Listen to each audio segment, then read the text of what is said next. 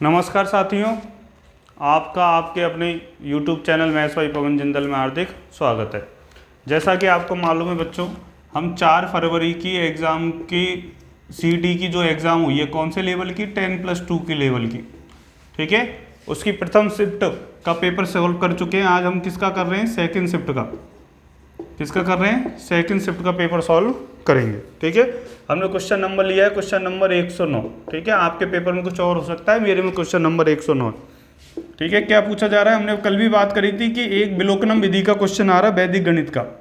वैदिक गणित की कौन सी विधि का क्वेश्चन आ रहा है, विलोकनम विधि का, ठीक है। तो ये वैदिक गणित की कौन सी विधि है, विलोकनम विधि है। ऑप्शन दिए हैं आपको, ठीक है, ये आपको ऑप्शन दिए, ठीक है। अब मैंने आपको दिखाया है कि आप किससे सॉल्व कर सकते हैं। हमने कौन कौन सी विधि पढ़ी है, हमने पढ़ी है सर बीजांक विधि। हमने कौन सी विधि पढ़ी है, बीजांक विधि। हमने कौन सी विधि पढ़ी है सर, विलोकनम विधि। कौन सी विधि पढ़ी है, विलोकनम विधि। हमने कौन सी विधि पढ़ी है, भाग विधि। हमने कौन सी विधि पढ़ी है, भाग विधि। हमने कौन सी विधि पढ़ी है, और अभाज्य गुणनखंड विधि, अभाज्य गुणनखंड विधि। और मैंने आपको ये बताया 50 का मल्टीपल, 50 का मल्टीपल मतलब लास्ट के 2 डिजिट, लास्ट के 2 डिजिट, ठीक है। तो कल मैं आपको ये विधि पढ़ा चुका हूं। आज हम बीजांक विधि से और लास्ट के 2 डिजिट विधि से चेक करते हैं कि ऑप्शन करते हैं कि नहीं करते, ऑप्शनों को फिल्टर करते हैं, ठीक है। तो ऑप्शनों को फिल्टर करने का क्या तरीका है सर, पहले तो देखो इन सबों की डिजिट 1 और 9 है, ठीक है। तो पहले तो इसका क्या निकाल लो, बीजांक निकाल लो। किसका बीजांक निकाल लो, इसका बीजांक निकालो। 7 7 2 और 2 को फ्री कर दो, ठीक है। 9 का कोई मतलब नहीं है, 9 का डिजिटल सम क्या माना जाता है, 0, ठीक है। 7 प्लस का 7 प्लस का 2 प्लस का 6 प्लस का 4 प्लस का 1, तो 6, 7 और 2 गया, 7 और 6 कितना हो गया, 13, 13, 13 और 4 17 और 1 18, 18 का कितना आ गया बच्चों, 9 आ गया। 18 का कितना बीजांक आ गया, 9 आ गया, ठीक है। अब इसमें से चेक करिए किसका वर्ग करने पे, इन ऑप्शनों में किसका वर्ग करने पे 9 आ जाए। 8 9 1 का वर्ग करिए, तो ये कितना आ गया, 8 और 1 9, 9 और 9 18, 18 1 9, 9 का वर्ग करने पे कितना आ गया, 81, 81 का कितना आ गया, 9, ठीक है। ये सर ऑप्शन हो सकता है। फिर करिए 8 8 9 का, 8 8 9 में से 9 कैंसिल आउट कर दीजिए, 9 कैंसिल आउट हो गया। 8 और 8 को जोड़िए, 8 और 8 को जोड़ने पे कितना आएगा, 16। 9 का कोई मतलब नहीं है डिजिटल सम में, 9 का डिजिटल सम में कोई मतलब नहीं है। 9 को डिजिटल सम में क्या माना जाता है, 0 माना जाता है या 9 मान लो, आपकी जो इच्छा वो कर लो। 8 और 8 कितना हो गया, 16, 16 को जोड़िए कितना हो गया, 7, 7 का वर्ग करिए, 7 का वर्ग करने पे कितना हो गया, 49, 49 का डिजिटल 4 और 9 13, कितना आ गया, 4, कितना आ गया, 4, कितना आ गया, 4, ठीक है। तो ये कितना आ गया, 4, तो ये होता ऑप्शन कभी होगा ही नहीं, ठीक है। अगला ऑप्शन चेक करिए 8 7 9, इसमें भी 9 को कैंसिल आउट कर दीजिए, कितना बचा, 15, 15 का कितना आ गया, 6, 6 का कितना आ गया, 36, 36 का कितना आ गया, 3 प्लस का 6 9। ये हो सकता है सर, ये भी हो सकता है। 2 के डिजिटल सम सेम आ गए अब, ठीक है। इससे सेम, अब इससे नहीं होगा। 8 7 1 का करिए, 8 और 1 9, कितना बचा, 7 का वर्ग, 7 का वर्ग करने पे कितना है, 49, 49 का कितना आ गया, 4, सर ये नहीं होगा। तो सर हमने डिजिटल सम से चेक करने पे हमें मालूम चला या तो 8 9 1 का वर्ग है ये, या 8 7 9 का वर्ग है, क्योंकि इनका वर्ग करने पे डिजिटल सम कितना आ रहा है, 9। डिजिटल सम का मतलब क्या है, सम ऑफ डिजिट, जिसको बीजांक विधि कहते हैं वैदिक गणित में। सम ऑफ डिजिट में क्या कर दीजिए, 9 को क्या मान लीजिए, एज ए 0 मान लीजिए। तो अब क्या बचा है, 8 9 1 बचा है और 8 7 9, ठीक है। अब चेक करिए, अब आगे बढ़िए। अब क्या करें सर, 2 ऑप्शन बचे। अब 2 ऑप्शनों को फिल्टर करने का क्या तरीका है, मैंने आपको बताया, लास्ट की 2 डिजिट निकाल सकते हैं आप। लास्ट की 2 डिजिट कैसे निकाल सकते हैं, 8 9 1 को ब्रेक कर दीजिए, 8 9 1 को ब्रेक कर दीजिए किसमें, 50 के मल्टीपल में। 50 के मल्टीपल में इसको ऐसे लिख दूं, 850, 50 का मल्टीपल हो गया, बचा कितना, 41, ठीक है। अब बचा कितना, 41। इस 891 का वर्ग करने पे, 8 9 1 का वर्ग करने पे लास्ट की 2 डिजिट वो ही आएगी जो 41 का वर्ग करने पे आएगी। ये मैं आपको पहले पूर्व में समझा चुका हूं, और भी समझ लीजिए, ठीक है। इसकी डिजिट वो ही आएगी जो ये आएगी। आई बात समझ में। 41 का वर्ग मैंने आपको बड़ा शॉर्ट वीडियो में समझा चुका हूं। 41 का वर्ग निकालना कितना आसान है, बड़ा आसान है। 15 में 1 जोड़िए, कितना आएगा, 16, 1 का परम मित्र अंक 9, 9 का वर्ग 81। अरे 15 में 1 जोड़ा है, कितना, पूरे में 41 के वर्ग में मैं शॉर्ट वीडियो में समझा चुका हूं, शॉर्ट वीडियो देख लो एक, ठीक है ना। 41 के वर्ग को कैसे सॉल्व करोगे, पूरे की पूरे को 15 में जोड़ दो, एक कितना आ गया 16, 16 और एक का परम मित्रम क्या है 9, तो 1681 आ गया। तो लास्ट की डिजिट कितनी आएगी 81, इसका वर्ग करने पे लास्ट की डिजिट कितनी आएगी 81 आएगी। तो ये आंसर नहीं होगा, तो आंसर क्या हो गया 879 होगा। 879 को चेक कर लीजिए, 879 को 850 प्लस किस में, 850 प्लस किस में ब्रेक करोगे, 879 को ब्रेक कर दीजिए 850 प्लस किस में 29 में, किस में 29 में, और 29 का वर्ग आप जानते हैं 29 का वर्ग कितना आता है 841, ठीक है ना। तो ये कितना हो जाएगा, इसका वर्ग करेंगे 29 का वर्ग करने पे लास्ट की 2 डिजिट वही आएगी जो इसमें कितनी 41, तो 879 क्या हो गया आंसर हो गया। विलोकनम विधि बड़ी काम की विधि है। विलोकनम विधि से बड़े बड़े 5 से 6 अंकों के क्वेश्चनों को सॉल्व किया जा सकता है। कल हमने देखा कि बीजांक और विलोकनम विधि लगा के हमने सीधा क्वेश्चन को सॉल्व कर दिया था फर्स्ट पेपर में। सेकंड में हमको विलोकनम लगानी पड़ी और विलोकनम के साथ 50 का मल्टीपल लगाना पड़ा। या फिर आप इस क्वेश्चन को कैसे सॉल्व कर सकते हैं, भाग विधि से। कैसे सॉल्व कर सकते हैं, भाग विधि से भी आप इसको सॉल्व कर सकते हैं। आगे बढ़िए दोस्तों, आई बच्चों समझ में। विलोकनम विधि का वीडियो देख लेना, एक छोटा सा वीडियो बनाया 13-14 मिनट का, बड़ा काम का वीडियो विलोकनम विधि का, ठीक है। क्वेश्चन नंबर 111 लॉग का क्वेश्चन है, हम बात कर रहे हैं लॉग की सिंपल प्रॉपर्टी पे। एक क्वेश्चन आ रहा है x बराबर 1/6, तो आप जानते हैं इसकी पावर बराबर ये होती है, ठीक है। मैं आपको सिखा भी चुका हूँ क्लासों में। 27 की पावर 1/6 बराबर कितना होता है x, ठीक है। तो 27 को लिख दिया 3 की पावर 3, बाहर कितना 1/6, ये कट जाएगा, इससे कितनी बार कट जाएगा 2 बार कट जाएगा, तो 3 की पावर 1/2 बराबर क्या हो गया x, तो x का मान कितना आ गया √3, ठीक है। लॉग की कौन सी प्रॉपर्टी है, ये लॉग की प्रॉपर्टी बताई थी आपको, ए सी बराबर बी, ए की पावर बी बराबर क्या सी, ए की पावर बी बराबर क्या है सी। ये लॉग की सामान्य प्रॉपर्टी पे क्वेश्चन है। ऑप्शन कौन सा सही है इसका, √3, सी ऑप्शन सही है। कौन सा ऑप्शन सही है, क्वेश्चन नंबर 111 का सी ऑप्शन। हम एडवांस के क्वेश्चन कर रहे हैं, ठीक है, एडवांस के क्वेश्चन कर रहे हैं। आगे बढ़िए,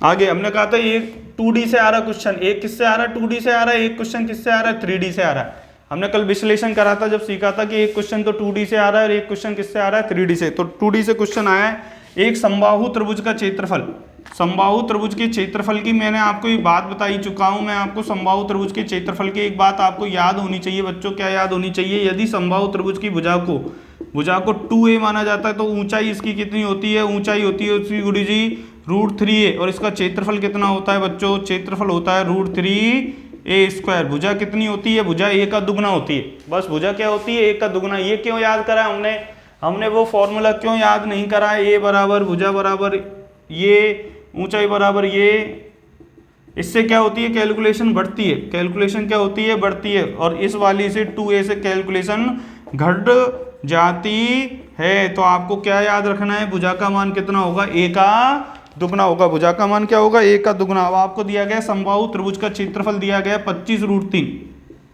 क्या दिया है बच्चों 25√3 दिया गया, क्या दिया गया है 25√3। अब आपसे परिमाप पूछा जा रहा है, क्या पूछा जा रहा है परिमाप, आपसे क्या पूछा जा रहा है परिमाप, पेरीमीटर पूछा जा रहा है, आपसे क्या पूछा जा रहा है पेरीमीटर पूछा जा रहा है। परिमाप होता है 3 इंटू भुजा, 3 इंटू भुजा ही क्या कहलाती है परिमाप। अब 25√3 किसके बराबर होगा, 25√3 होगा √3 इंटू a² के, बोलो हाँ या ना, सही है क्या। हम क्षेत्रफल को क्या मानते हैं √3a², हम क्षेत्रफल को क्या मानते हैं बच्चों √3a², किसके बराबर 25√3 के बराबर है, √3 से √3 गया 25 बराबर क्या आ गया a², तो a का मान कितना आ गया, भुजा का मान आ गया 5। यदि भुजा का मान 5 आ गया तो परिमाप होगा भुजा का 3 गुना, 3 इंटू 5 करने पे कितना आ गया 15 सेंटीमीटर, कितना आ गया 15 सेंटीमीटर, ठीक है। अब देखो गलती मत करना, मैंने भी कर दी, इसी बात का विशेष रूप से ध्यान करना, मैंने आप जान करके गलती करी है, ठीक है ना। टीचर की गलती याद रहती है बच्चों को। यदि मैंने भुजा का मान 1 लिया है तो भुजा कितनी होगी 2a होगी, 2 गुणा में 5 कितनी होगी, सबसे ज्यादा गलती यही होगी इसमें 10 सेंटीमीटर। तो परिमाप कितना होगा 3 इंटू 10 कितना होगा 30 सेंटीमीटर होगा, कितना होगा 30 सेंटीमीटर। याद रखना a का जो मान होगा वो भुजा का आधा होगा, भुजा के a के दुगने का मान भुजा के बराबर होगा, a के दुगने का मान किसके बराबर होगा भुजा के बराबर होगा, ठीक है। एक 2D में से आया तो एक क्वेश्चन 3D में से आया होगा, जरूर देखो पेपर में से देखते हैं कि 3D में क्वेश्चन कहाँ पे। एक क्वेश्चन यदि 2D में से आया तो एक क्वेश्चन 3D में से आया होगा, देखो मिलेगा कहीं ना कहीं। क्वेश्चन नंबर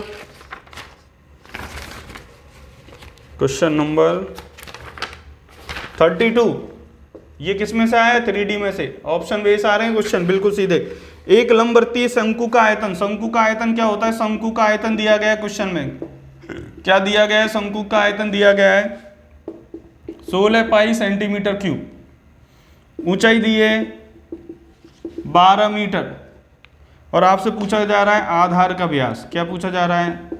आधार का व्यास। व्यास बराबर डी बराबर मतलब 2r, ये पूछा जा रहा है। शंकु का आयतन जानते हैं आप? शंकु का आयतन आप जानते हैं, शंकु का आयतन होता है 1/3 पाई r स्क्वायर h। ये होता है किसके बराबर दिया है? 16 पाई के बराबर दिया। पाई से पाई कट गया, 1/3 r स्क्वायर का मान नहीं मालूम, h का मान दिया है 12, बराबर कितना आ गया? 16। ये कितनी बार कट गया? ये कट गया 4 बार। 16 कितनी बार कट गया? 4 बार।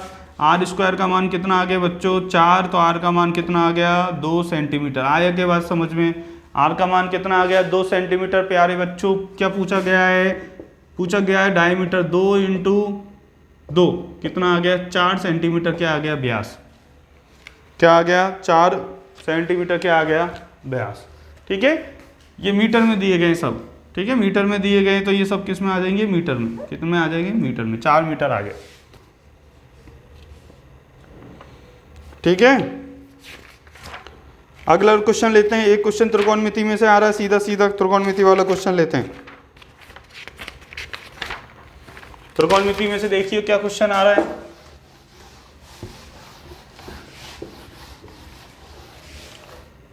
त्रिकोणमिति में से क्वेश्चन आया, क्वेश्चन नंबर 132। ठीक है, त्रिकोणमिति अनुपात पे आ रहा है। cos थीटा का मान दिया गया है, cos थीटा का मान दिया है a/b, और tan थीटा का मान पूछा है। tan थीटा का मान पूछा है, तो आपको मालूम है cos थीटा होता है आधार बटे में क्या होता है? कर्ण। तो ये कितना आ गया? a/b, तो लंब कितना आ जाएगा? b² माइनस का a²। आ गया क्या? लंब निकालना सिखाया मैंने आपको। तो tan थीटा क्या होता है? लाल बटे कक्का में से लंब बटे में आधार। लंब कितना है? b² माइनस का a²। आधार कितना है? a। ऑप्शन कौन सा सही है? कौन सा ऑप्शन सही है? Option number C. बड़ा सीधे सीधे क्वेश्चन आ रहे हैं। ठीक है, कर लेंगे ना। एक त्रिकोणमितीय अनुपात का मान मालूम हो तो बाकी के सारे त्रिकोणमितीय अनुपात निकाले जा सकते हैं।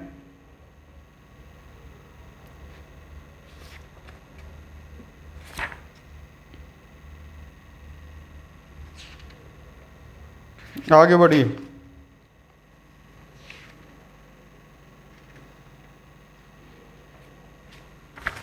अगला क्वेश्चन,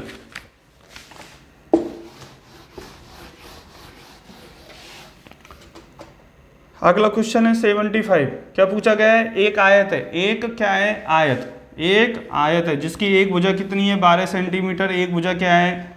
16 सेंटीमीटर। इस आयत के चारों ओर, इस आयत के चारों ओर क्या बनाया गया है बच्चों? एक वृत्त बनाया गया है। इस वृत्त का क्या पूछा जा रहा है? इस वृत्त का, इस सर्किल का आपसे क्या पूछा जा रहा है? क्षेत्रफल पाई r²। तो वृत्त का क्षेत्रफल जब ही निकलेगा, वृत्त का क्षेत्रफल जब ही निकलेगा जब आपको आयत का विकर्ण मालूम हो। क्यों? क्योंकि हम ये जानते हैं कि जो आयत का विकर्ण होगा, जो आयत का विकर्ण होगा वो बराबर किसके होगा? वृत्त के विकर्ण के, वृत्त के डायमीटर मतलब व्यास के। ये जो आयत का क्या है? विकर्ण, ये किसके बराबर होगा? ये विकर्ण बराबर होगा 2r के। 2r मतलब d। ठीक है, किसके बराबर होगा? 2r के। निकालिए, सॉल्व करिए। आयत के प्रत्येक कोण पे कितने डिग्री कोण बनता है? 90 का। तो ये कितना हो गया? 4 × 4। ये कितना हो गया? 4 × 3। तो मैंने आपको सिखाया 4 तो आएगा ही आएगा। 3, 4, 5 ट्रिपलेट बनाते हैं 5 का, तो कितना हो गया? 20। 20 बराबर कितना हो गया? 2r। तो r का मान कितना आ गया? 10 सेंटीमीटर। r का मान कितना सेंटीमीटर आ गया? 10 सेंटीमीटर। तो क्षेत्रफल निकालिए। क्षेत्रफल का फॉर्मूला है पाई r²। पाई कितना है? नहीं मालूम, पाई होता है। ठीक है, r का मान कितना है? r का मान है 10 का वर्ग। किसका वर्ग? 10 का वर्ग। कितना आ गया? 100 पाई। कितना आ गया? 100 पाई। कितना आ गया? 100 पाई। Option number D. ठीक है, एक और क्वेश्चन आया वैदिक गणित में से, देखिए अब इसको देखते हैं हम बीजांग विधि कर सकते हैं क्या। 78 क्वेश्चन आया बीजांग विधि से, करिए। देखो 101 का क्यूब पूछा गया, 101 का घनफल है, मतलब क्यूब है। क्या क्या पूछा गया है, ऑप्शन दिए गए 10 40 401, ऑप्शन दीजिए 10 50 501, 10 20 201, 10 30 301, ए बी सी और डी, ये ऑप्शन दिए गए। ठीक है, अब चेक करिए, कैसे चेक करोगे। घनफल है तो सर इसका बीजांक इनके बराबर आ जाना चाहिए। इसका बीजांक निकालिए, 101 का बीजांक निकालिए, घन का बीजांक निकालिए। 1 और 1 कितना हो गया, 2, 2 का क्यूब करने पे कितना आ गया, 8। अब देखिए 4 और 4 8 और 1 9 और 1 10, ये नहीं होगा। ठीक है, 5 और 5 10 और 1 11 और 1 12, 12 का कितना हो गया, 3, 3 नहीं होगा। 1 और 2 3, 3 और 2 5, 5 और 1 6, ये भी नहीं होगा। ठीक है, 1 और 3 4, 4 और 3 7 और 1 8, क्या होगा, 8 होगा। देखो कितनी आसान विधि है बीजांग विधि वैदिक गणित की, कितनी आसान है। सेकंडों में आंसर आ गया, किसमें आ गया, सेकंडों में आंसर आ गया बच्चों। ठीक है, अब आप कहते हैं सर इसकी मेथड, तो मैंने आपसे कहा था मेथड किस विधि से निकाल सकते हो आप, निखिलम से या सूत्रानुपेन लगा लो। ठीक है, सूत्रानुपेन तो नहीं लगाएंगे, कौन सी विधि लगाएंगे, निखिलम विधि लगाएंगे। ठीक है, 3 विधि पढ़ाई थी ना, आधार उपाधार विधि कहते हैं जिसको। आधार कितना है इसमें सर आधार है 100, डी क्या है, विचलन, डी क्या है, विचलन, विचलन कितना है 101 माइनस का 100 बराबर में 1। ठीक है, विचलन कितना है 1। ठीक है, और ए का मान कितना है 101। ठीक है, प्रथम चरण याद है क्या, भूल गए। एक तो देखो एक विधि याद रखिए, एक विधि याद रखिए हल निकालने की, a प्लस का 2d, a कितना है 101, 2 इंटू 1 कितना आ गया 101 प्लस का 2 कितना आ गया 103। प्रथम चरण। द्वितीय चरण देखिए, कौन सा चरण, द्वितीय चरण देखिए, द्वितीय चरण कैसे निकालोगे, प्रथम चरण माइनस का आधार इंटू कितना d, याद करवाया था ना, वीडियो देख लेना पुरानी। 103 माइनस का आधार कितना है 100 इंटू d कितना है 1, कितना आ गया 3 इंटू 1 3। तृतीय चरण, कौन सा चरण, तृतीय चरण क्या निकलेगा, d का क्यूब, 1 का क्यूब कितना आ गया 1 आ गया। ठीक है, आधार कितना है 100, आधार कितना है 100। संख्याओं को किस में लिखा जाएगा, द्वितीय और तृतीय चरण की संख्याओं को किस में लिखा जाएगा, दो दो टुकड़ों में। तो 103 3 को लिखेंगे 03 और इसको लिखेंगे कितना 01, 103 03 और 01। ठीक है, ऑप्शन कौन सा हो गया, ये हो गया। ठीक है, आगे बढ़िए।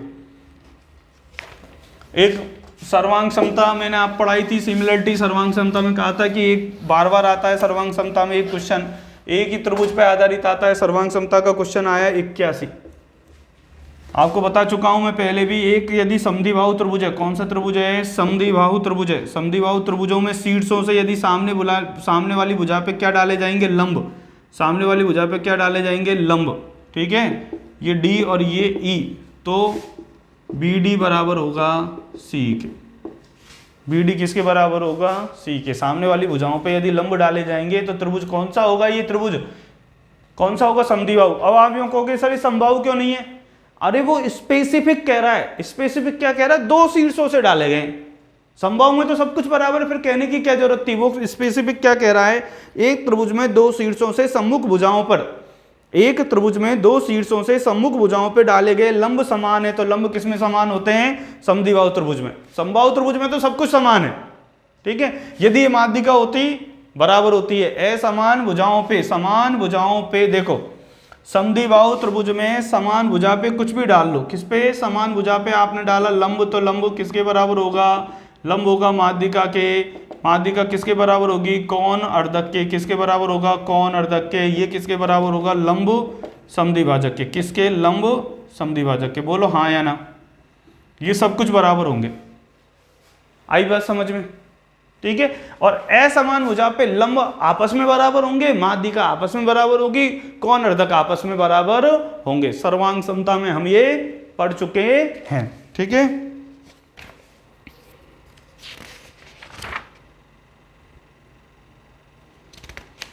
एक उन्नयन और अवनमन में से आ रहा क्वेश्चन देख लीजिए।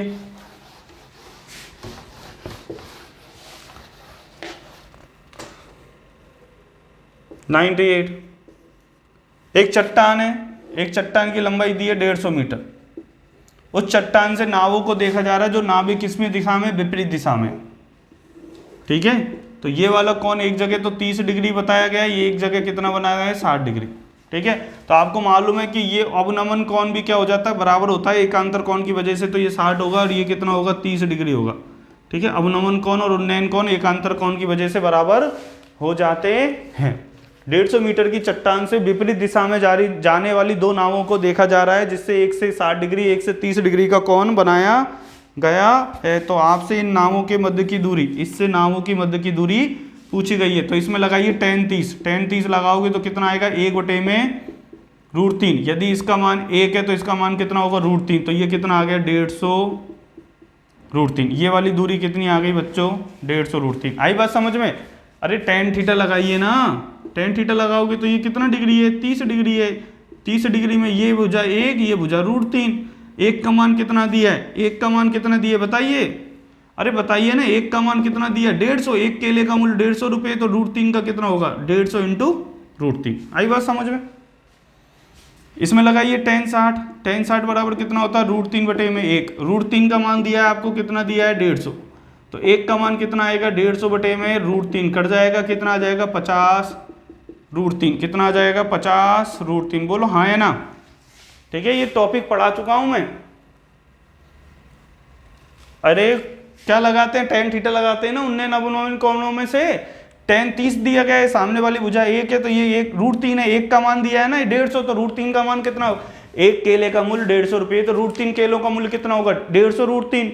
ये कितना दिया है √3 का मान कितना 150, तो 1 का मान कितना आएगा 50√3। इन दोनों के बीच की दूरी जोड़ दीजिए, 150 गधे, ये 50 गधे कितने हो जाएंगे 200 गधे, 200√3 कितना आ जाएगा 200√3। अब हम ये सीख रहे हैं कि सर एक तो सर्वांग समता का क्वेश्चन आ रहा है, समरूपता का क्वेश्चन आ रहा है, हम ये सीख रहे हैं सर विलोकनम विधि आ रही है बार बार, ठीक है, बीजांक विधि का प्रयोग कर सकते हैं हम। आई बात समझ में? ठीक है, ये सारे क्वेश्चन बार बार पूछे जा रहे हैं, ठीक है। और कल बच्चों हम सॉल्व करेंगे 5 तारीख का पेपर।